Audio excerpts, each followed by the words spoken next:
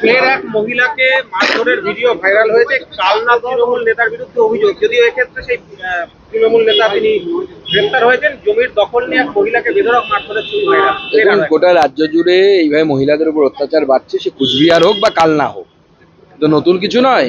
আমরা কুচবিহারের সেই চেহারা এখনো, সেই ছবি এখনো বলিনি, যেখানে একজন অত্যাচারিতা মহিলা সম্পূর্ণ বিবস্ত্র অবস্থায় পড়েছিলেন।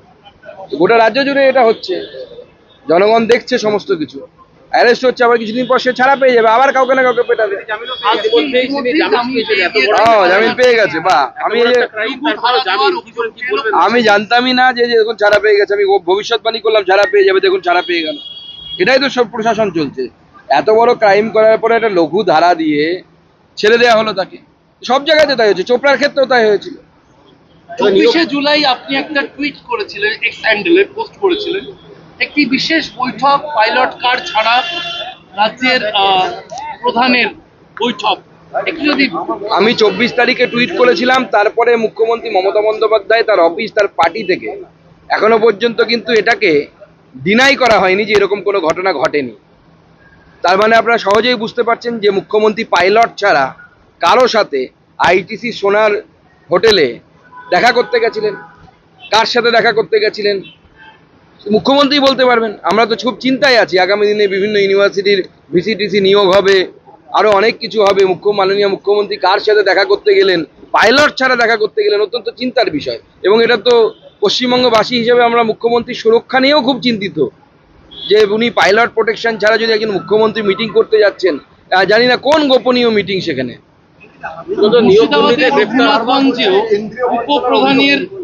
দেখুন, কেন্দ্রীয় বঞ্চনা নেই, সেটা গতকাল যে তথ্য সামনে এসেছে আপনারা দেখেছেন, যে আমাদের জিডিপি, আমাদের জনসংখ্যা প্রায় 7%, জিডিপিতে কন্ট্রিবিউশন হচ্ছে 4%। এটা অ্যাডপান নয়। ভারতবর্ষের জনসংখ্যার 7% যদি আপনি হন, কমসে কম 6% তো আপনার জিডিপিতে কন্ট্রিবিউশন থাকবে। একসময় এই বঙ্গ গোটা ভারতবর্ষের বাজেটের 26% জিডিপিতে কন্ট্রিবিউশন ছিল। আচ্ছা, কোন জায়গায় আমরা এসে পৌঁছেছি? তো মাননীয় মুখ্যমন্ত্রী যে কথাগুলো বলছেন, প্রায় 14,000 কোটি টাকা শুধু রেলের জন্য দেওয়া হয়েছে পশ্চিমবঙ্গে, 13,900 কোটি টাকা। মাননীয় মুখ্যমন্ত্রী যখন রেলমন্ত্রী ছিলেন নিজে, তখন দিয়েছিলেন কি এত টাকা? একবার প্রশ্নটা করবেন তো। 14,000 কোটি টাকা শুধু রেলের জন্য দেওয়া হয়েছে, তাও এটা প্ল্যান। আনপ্ল্যান্ড হেডে আরো টাকা আসবে, মাঝখানে আমরা আরো অনেক কিছু স্যাংশন করাবো, তার টাকাও আমরা পাবো, পশ্চিমবঙ্গবাসী পাবো। কিন্তু 14,000 কোটি টাকা মুখের কথা তো নয়। মেট্রোর জন্য এত টাকা দেওয়া হয়েছে, যে সমস্ত কেন্দ্রীয় সংস্থাগুলো আছে তার জন্য টাকা দেওয়া হয়েছে। আপনার ক্যাপিটাল এক্সপেন্ডিচার নেই, কোনো প্ল্যানিং নেই, কোথা থেকে কেন্দ্র টাকা দেবে?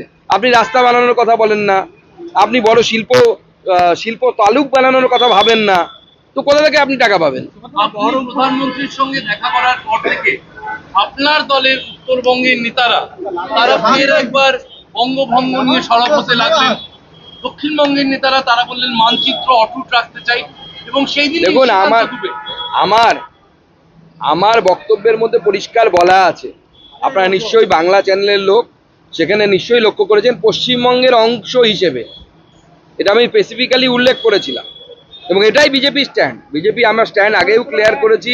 ডক্টর শ্যামাপ্রসাদ মুখার্জি যেভাবে বাংলা তৈরি করে গেছিলেন, আমরা সেইভাবেই বাংলাকে রাখতে চাই। দাদা, প্রচন্ড রায় নিয়োগ দুর্নীতিতে গ্রেফতার হওয়া প্রচন্ড রায়, তার দেখা যাচ্ছে প্রায় 67 কোটি টাকা 91টি কোম্পানিতে দেখানো হয়েছে যে শুধু চাষ করেছে, এবং এক একটা জমির ক্ষেত্রে দেখা যাচ্ছে 7 কাঠা জমি। কি করে হয় চাষ করে এত টাকা? দেখুন, এত ভালো চাষি যদি, এত ইনকাম যদি হয় চাষে, তাহলে পরে তো পশ্চিমবঙ্গের সব চাষিদের এরকম দুরবস্থা হতো না। কোনো চাষির পরিবারের ছেলে আর চাষ করে না পশ্চিমবঙ্গে, সবাই পরিযায়ী শ্রমিক হচ্ছে। তো এই অবস্থা পশ্চিমবঙ্গে। তো এরা কোথা থেকে এত টাকা পাচ্ছে? এটা বেআইনি টাকা। এই যে পার্থ চট্টোপাধ্যায়ের অত্যন্ত কাছের বলে এই প্রসন্ন রায় সবাই বলতো, বা সবাই বলেছেন, তো এই প্রসন্ন রায়ের মাধ্যমে যে টাকাটা দেখা যাচ্ছে তার অ্যাকাউন্টে আছে, বা 91টি কোম্পানিতে না কতটা খেটেছে, এটা কি আসলে প্রসন্ন রায়ের টাকা, নাকি আমাদের প্রাক্তন শিক্ষামন্ত্রী পার্থ চট্টোপাধ্যায়ের টাকা? তার তদন্ত হওয়া উচিত। নিজের অবস্থানে অনড় শুভেন্দু অধিকারী হিন্দু ভোটকে গুরুত্ব দিয়ে রাজনৈতিক লড়াই, আগামী 26 ভোটে 5% হিন্দু ভোট টার্গেট করেই 5% আনতে হবে। 39% আমাদের রয়েছে, 3% এলেই খেলা শেষ। বলদিয়ার মঞ্চে শুভেন্দু অধিকারী। দেখুন, আমরা তাদেরই তো ভোট আনতে পারবো যারা আমাদেরকে ভোট দেয়। বায়োমেট্রিক পদ্ধতির কথাও বলছেন। না, বায়োমেট্রিক পদ্ধতিতে যদি ভোট হয় সেটা ভালো ভোট হবে, এখানে তো ভোটের নামে তো প্রহসন হচ্ছে। আমরা সবাইকে ভোট দানের কথা বলবো, আমাদের জন্য ভোট দিতে বলবো, কিন্তু কেউ কিছু মানুষ যদি না দেয় কি করার আছে আমাদের? দেখুন, আমরা সেই ভোটারদের বেশি গুরুত্ব দেবো যারা আমাদেরকে ভোট দেবে, সেই হিন্দু মুসলিম বিষয় না। ইন্টারভিউ বঞ্চিত আপার প্রাইমারি চাকরি প্রার্থীরা মহামিছিল করলো শিয়ালদা থেকে ধর্মতলা। মমতা বন্দ্যোপাধ্যায়ের বড় বড় পোস্টার কাট আউট, তাতে লেখা মাননীয় আপনি সদয় হবেন কবে। প্রণাম করছে ছবির সামনে লুটিয়ে পড়ে চাকরি প্রার্থীরা।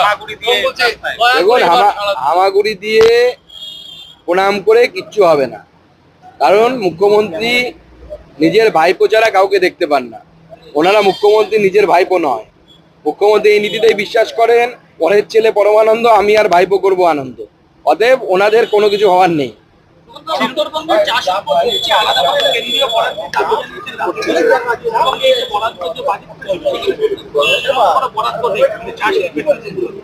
তা দেখুন, আমাদের সাংসদরা খুব অ্যাক্টিভ, তারা তাদের এলাকার দাবি দেওয়া নিয়ে সবাই তারা মাননীয় প্রধানমন্ত্রী সহ মাননীয় অর্থমন্ত্রীর কাছে আবেদন করছেন। কিন্তু চা বোর্ডের নতুন প্রকল্প আসছে এবং এবার ঘোষণাও হয়েছে, আপনারা ভালো করে মাইনুটলি লক্ষ্য করুন। আসাম এবং পশ্চিমবঙ্গে ডুয়ার্সে চা বাগানের চা শ্রমিকদেরকে আগামী দিনে এই প্রকল্পের আওতায় আনা হবে। গত কয়েকদিন আগে আমি নর্থ ইস্টার্ন স্টেটের একটি মিটিংয়ে বসেছিলাম, যেখানে 10% জিবিএস মিটিং বলা হয়।